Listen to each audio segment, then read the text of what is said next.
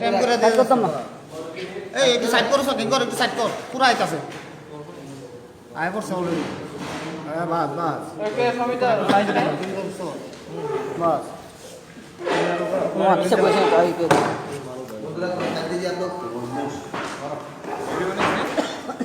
একটু সাইড করো ভাই वन मिसिंग वन मिसिंग কেমনে কাজ কোন মিস नहीं पुलिस एफआईआर कर हां तो আমি মিস্টেক এসে কই না আমি কোন মিস আছে আমি এফআইআর সাজেশন কে তোর তোর মোবাইলে তুলতাম নেই ও তোলে মোবাইল দেয় তোর তুলে ঠিক বিচা কিংগর বিচা দেখো আরে কিদাদা কাম করতে লাগাও না এ মামলা আরে সরো আল্লাহ কাজ করো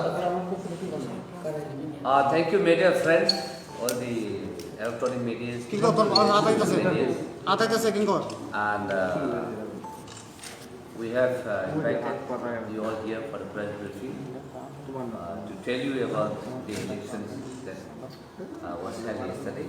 So, may I invite our chairman, Tripura, to kindly bring the meeting. नमस्कार। किंकर भाई टू ना फर्स्ट ऑफ ऑल मैं मीडिया के through I would like to thank each and every voter, हर एक व्यक्ति जिसने टीटीईडीसी इलेक्शन में वोट किया है। मैं उनको मीडिया के थ्रू हम भाई बोलना चाहता हूँ, द लाइन ऑफ हम भाई, थैंक यू, धन्यवाद कि आपने इस टीटीईडीसी इलेक्शन में वोट किया और वोट करके आपने अपना जो कॉन्स्टिट्यूशनल राइट है उस वो आपने किया, पालन किया। मीडिया से मैं एक बात बोलना चाहता हूँ कि ये जो पोलिंग टर्नआउट हुआ है त्रिपुरा में इस शायद पूरे इंडिया में अगर आप देखेंगे क्या हो रहा है बंगाल में, असम में, पुडुचेरी, तमिलनाडु में, तो त्रिपुरा में सबसे हाईएस्ट टर्नआउट हुआ है, वो भी टीटीईडीसी इलाके में। तो ये आपने जिसको भी वोट किया हो, सीपीएम को किया हो, आईएनपी को किया हो, जनजाति मोर्चा को किया हो, आईपीएफटी को किया हो, हमारे लिए त्रिपुरा मोथा आईएनपीटी को किया हो, टीपीएफ को किया हो, या फिर आपने नोटा भी किया हो, तभी भी आपका एक अधिकार बनता है। और मैं सबसे पहले आप पूरे त्रिपुरा के टीटीईडीसी के इलाके में जो वोटर्स हैं उनको थैंक यू कहना चाहता हूँ। दूसरा पॉइंट है कि हमने कल प्रेस कॉन्फ्रेंस इसके लिए नहीं किया क्योंकि कल 11 बजे तक कुछ केंद्रों में वोटिंग चल रहा था और जैसे कि किला बागमा में रात के 11 बजे ही स्ट्रॉन्ग रूम बंद हुआ। तो जब तक हम अपने पूरा रिपोर्ट नहीं देते हम आपके सामने नहीं आना चाह रहे। तो इलेक्शंस में कुछ जगह में वायलेंस हुआ है, रिगिंग हुआ है, attempt to stop voters to go to cast the votes, ये भी हुआ है। इसके लिए आज हम ऑफिशियली राइट करेंगे स्टेट इलेक्शन कमीशन को।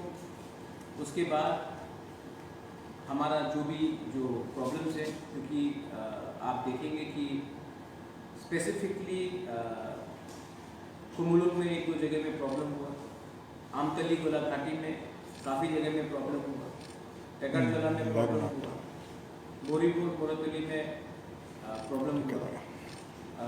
आप देखेंगे हमारे कैंडिडेट आईएनपीटी के जो है सांसद उसको सिरचुरी मनोबंगल में पीटा गया, उसकी सिक्योरिटीज़ को मारा गया।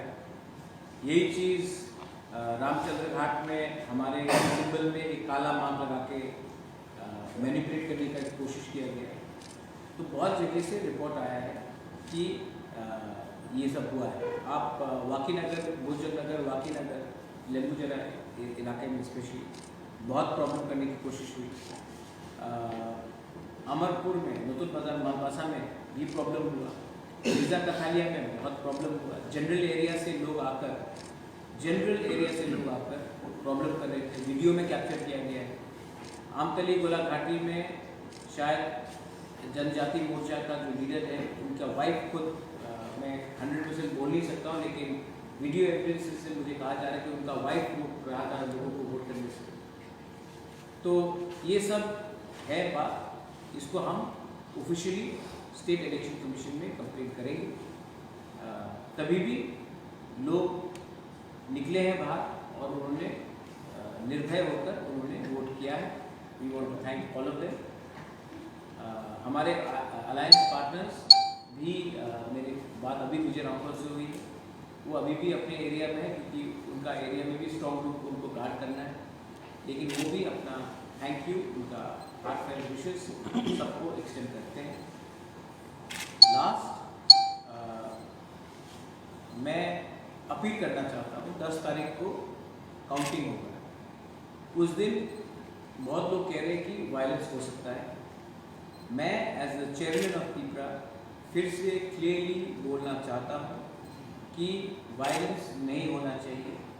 मैं वायलेंस नहीं चाहता हूँ किसी तरफ से भी, और मैं अपने पूरे पार्टी वर्कर्स केडर्स को बोलूँगा कि आप शांति से इसका रिजल्ट आने दीजिए। रहा बात रीपोलिंग का, हम स्ट्रांगली अर्ज कर रहे हैं स्टेट इलेक्शन कमीशन को कि आप रीपोलिंग का फिर से जहाँ जहाँ में प्रॉब्लम हुआ है उसमें आप एक स्ट्रॉन्ग तरीके से विचार कीजिए। ये सिर्फ मैं नहीं बोल रहा हूँ, ये हर पार्टी बोल रही है। इसके लिए मैं स्टेट इलेक्शन कमीशन को भी ऑफिशियली ये बात करूँगा। Thank you. If there is any question from the media, I will be happy to answer. So you said about reporting. How many votes are being taken? Almost up to 70 in across different constituencies. 60 to 70 booths there has been malpractice, and we are going to specifically write to the state election commission to look into it. And a candidate भी इतना पास है। Sir का उत्तर का मतलब कितना आदमी injure हुआ? बहुत इंजर्ड हुए, बहुत लोगों को रोका गया। देखिए, आज का ज़माना ये पुराना ज़माना जैसा नहीं है। बहुत लोगों ने ये जो हुआ है ये सोशल मीडिया में भी देखा, और बहुत लोगों के अगेंस्ट FIR भी फाइल किया गया है। मैं मीडिया को बोलता हूँ कि आप भी मालूम कीजिए कि किन किन लोगों के खिलाफ FIR फाइल किया गया है, और जिनके खिलाफ भी किया गया है उनके खिलाफ कार्रवाई होनी चाहिए। Now that the polls are over, results आने वाला है, क्या लगता है चित्र कितना सीट से आएगा, अगर नहीं आएगा इसके साथ अलायंस हो सकता है, क्या हो सकता है? अलायंस का बात ही नहीं है। हमको फुल कॉन्फिडेंस है कि हम खुद पावर में आएंगे अपने अलायंस पार्टनर के साथ, और हमारा फाइट हर जगह में, जहाँ तक मुझे लगता है BJP के साथ है, CPM रनिंग में। कल एक प्रेस कॉन्फ्रेंस में CPM के जो स्पोक्सपर्सन इलेक्ट्रॉन के कन्वेनर, उन्होंने कहा अगर ऐसा सिचुएशन आता है कि पीपरा मतलब they fall short of the majority, they will think of extending support to पीपरा। विल पीपरा पॉइंट आउट विद CPM? ये बात किसने कहा? विजन। तो विजन धर को एक्चुअली ऐसा करिए, मैं आप उसका नंबर मुझे दे दीजिए, मैं उसको SMS करता हूँ, वो डायरेक्टली मुझसे बात करें, ना कि through media. You can talk to me directly. अभी तक officially, unofficially, directly, indirectly, secretly कोई ऑफर मुझे किसी पार्टी से नहीं आया। अगर ऐसा सिचुएशन आता है, क्या तीसरा मतलब अगर CPM के साथ बात करना चाहेगा तो उनको अपना ऑफर देने दीजिए ऑफिशियली। थ्रू मीडिया में एक बात बोलना, तब मेरे फैमिली के ऊपर डायरेक्टली अटैक करना, पहले उनको अपना प्लान ठीक करने बोलिए। ऐसा तो नहीं हो सकता ना कि मेरे माँ को दंगा में डायरेक्टली इम्प्लिकेट किया गया है, उसके बाद मेरे साथ अलायंस कैसे कर सकते हैं? मेरी माँ तो दंगा करती है। आप पहले अपना व्यू क्लियर कीजिए कि मेरा माँ राइटियर है या उसका बेटा के संग आपको अलायंस करना है। दो तरीके से बात नहीं होता है। आप अपना पॉइंट ऑफ व्यू पूरा क्लियर कीजिए ना, उसके बाद मुझसे बात कीजिए। विजन धर को जितेंद्र चौधरी से बात करने बोलिए पहले। सर कल जो एडीसी एरिया में जो वोटिंग हुआ था, हर जगह पे पुलिस का जो इंतजाम किया गया, लेकिन पुलिस था थोड़ा जो पुलिस इंतजाम किया गया है जी ड्यूटी में, आप क्या संतुष्ट है इसमें? नहीं, ऐसे कि आप प्रेस लोग यहाँ में मेरे सामने 15 प्रेस लोग, 2 ही आदमी सवाल पूछता है, तो प्रेस ने काम किया कि नहीं किया वो अलग बात है ना। तो वहाँ में पोलिंग स्टेशन में 50 पुलिस आदमी है, लेकिन अगर 2 ही आदमी डंडा लेके गुंडा को भगाएगा और 40 बैठ के रहेगा तो क्या होगा? तो मैं नंबर के बारे में बात नहीं कर रहा, मैं ये बोल रहा हूँ कि जब कोई गुंडागर्दी करता है तो पुलिस ने एक्शन लिया है कि नहीं लिया है। जो 60 से 70 बूथ के बारे में बात कर रहा हूँ, उसमें पुलिस का प्रेजेंस था, लेकिन पुलिस ने ठीक तरीके से एक्शन नहीं लिया। प्रिसाइडिंग ऑफिसर ने ठीक तरीके से एक्शन नहीं लिया। तो सिर्फ पहुंच जाने से वर्दी लेकर काम नहीं होता। जब कोई कुछ गलत काम कर रहा है या कोई गुंडागर्दी कर रहा है तो आपका ड्यूटी होता है उनको पकड़ने के लिए।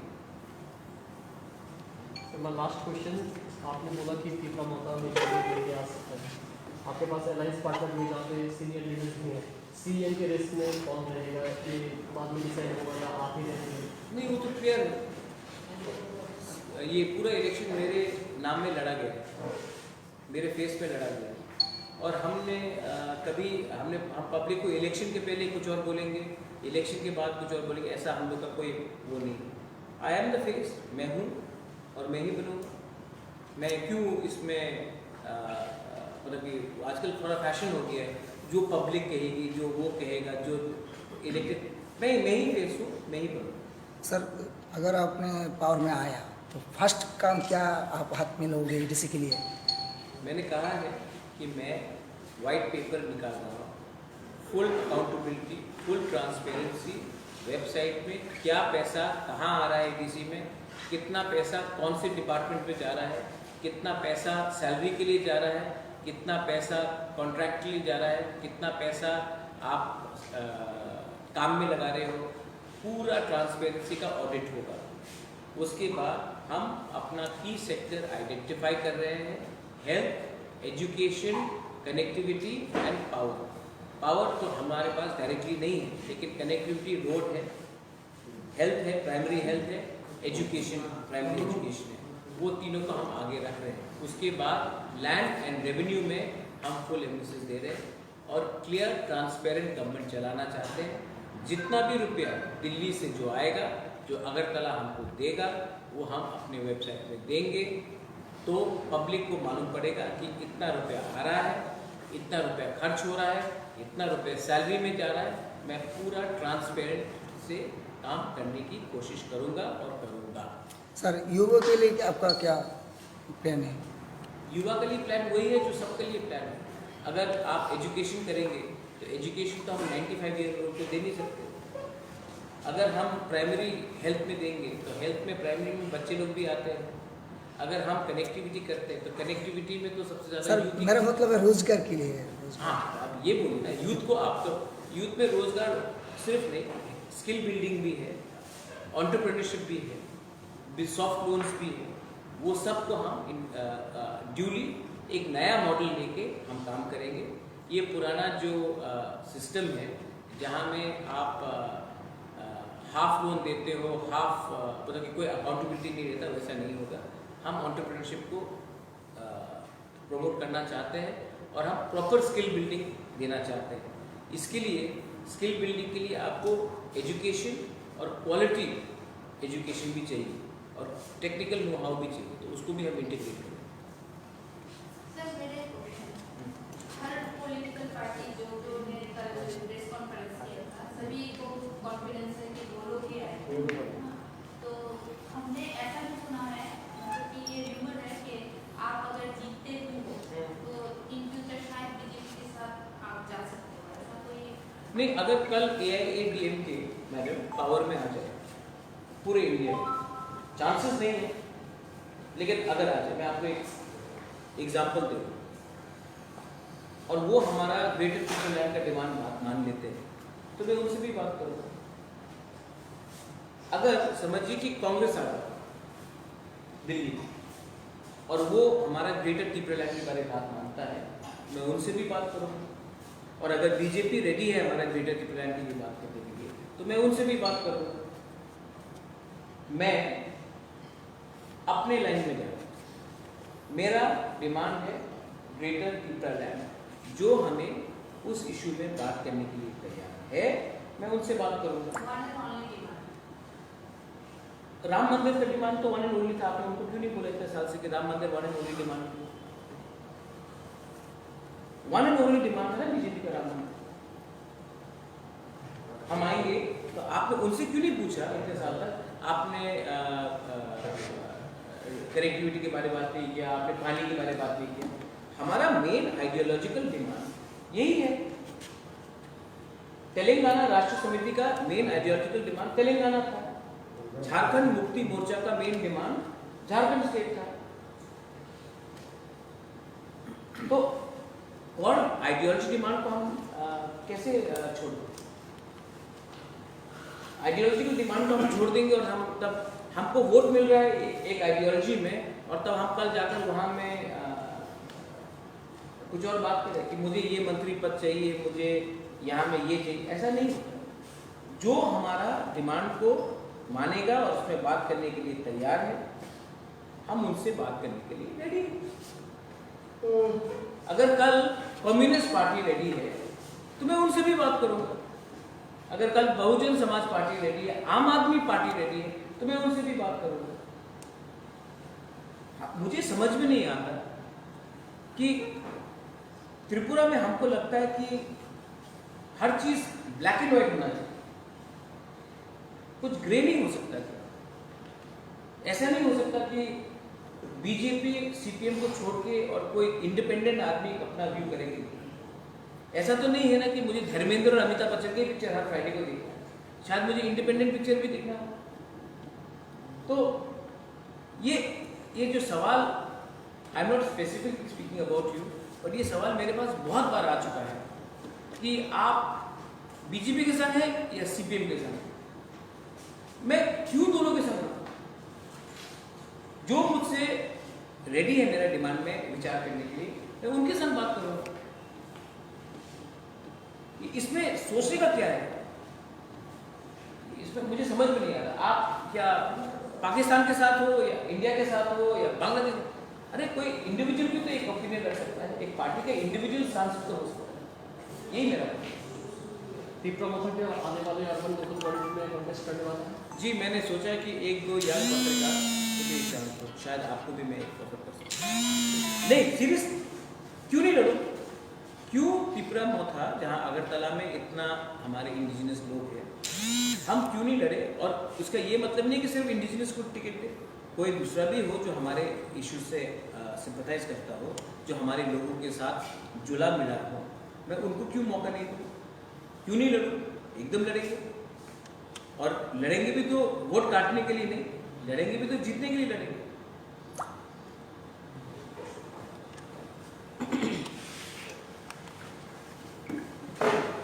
आज तक जो अलायंस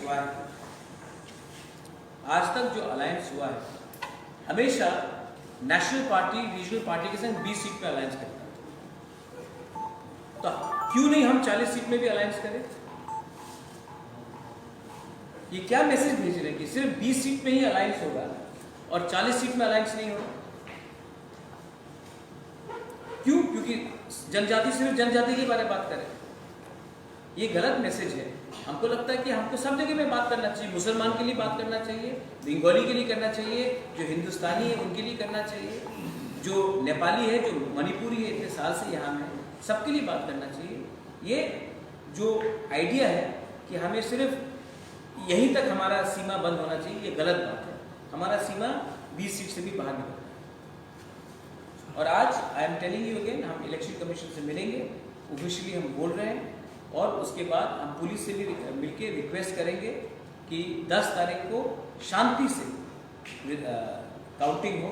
हम नहीं चाहते हैं कि इलेक्शन के बाद कोई वायलेंस हो, कोई दंगा हो, और जो कॉमन पीपल है जिसका कोई पॉलिटिक्स से लेना देना नहीं है, आपने वोट किया बस, आपका कोई पार्टी होल्डर नहीं, पोजीशन होल्डर नहीं, उनको कष्ट नहीं होना चाहिए। 10 तारीख को इलेक्शन खत्म होने के बाद हमने ये भी देखा कि त्रिपुरा में कोरोना बढ़ रहा है और हम स्टेप्स नहीं ले रहे, तो हमको लगता है कि इसका भी हमको अभी ध्यान देना चाहिए। 2 तारीख के बाद पश्चिम बंगाल में इलेक्शन खत्म होगा, उसके बाद पूरा इंडिया लॉकडाउन करने से शायद देरी हो सकता है। इसके लिए हमें 10 तारीख के बाद बहुत रिस्पॉन्सिबली काम करना है, एक साथ होकर काम करना है, तू मैं नहीं, एक सिंगल यूनिट करके कोरोना मुझे मेरे पार्टी वर्कर को भी लगेगा, बीजेपी को भी लगेगा, सीपीएम को भी लगेगा, कांग्रेस के भी 2-3 लोग जो बचे हैं उनको भी लगेगा। इसके लिए हमें ये सब एक संग ही टाइम। Thank you.